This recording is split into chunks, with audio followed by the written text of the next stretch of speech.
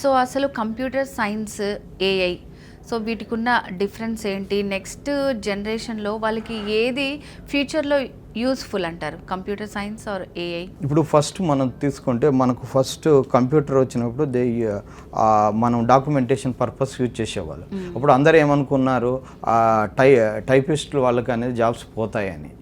అది పోయే కాకుండా న్యూ టైప్స్ ఆఫ్ రోల్స్ అనేవి వచ్చాయి. The way you do the job అనేది మారింది.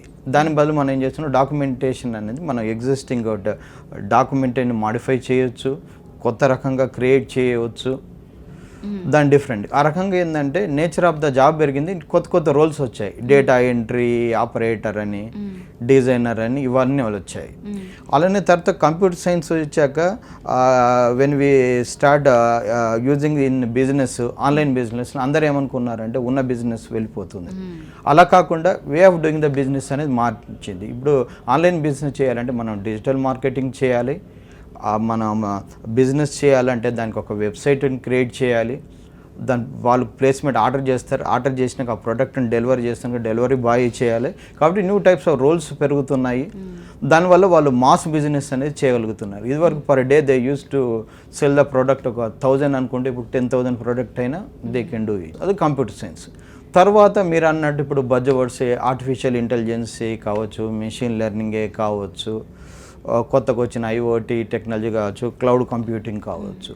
ఇప్పుడు జనరల్గా ఏంటంటే చాలామందికి అపోహ ఏముందంటే ఇది ఆర్టిఫిషియల్ ఇంటెలిజెన్స్ని వచ్చి ఉన్న జాబ్స్ని తీసేస్తే అని అంటున్నాయి. For example when you start using computers in banking sector ఏమనుకున్నారంటే బ్యాంకింగ్ జాబ్స్ అని పోతాయి అనుకున్నాయి.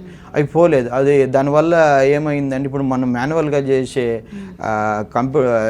బ్యాంకులో క్లర్క్ చేసే జాబ్ని ఆటోమేటిక్గా యూజింగ్ ఏఐ మనము ట్రాన్సాక్షన్ చేయొచ్చు, ఆ ట్రాన్సాక్షన్స్ రికార్డ్ అవుతాయి. అది రికార్డ్ కాకుండా దాంట్లో అనానిమస్ ట్రాన్సాక్షన్ ఉంటే ఆటోమేటిక్గా ఇది ఫైండ్ అవుట్ చేస్తుంది. దానివల్ల ఏంటంటే ఎఫిషియన్సీ పెరుగుతుంది, ప్రొడక్టివిటీ పెరుగుతుంది, పారదర్శకత అనేది దాంట్లో వస్తుంది.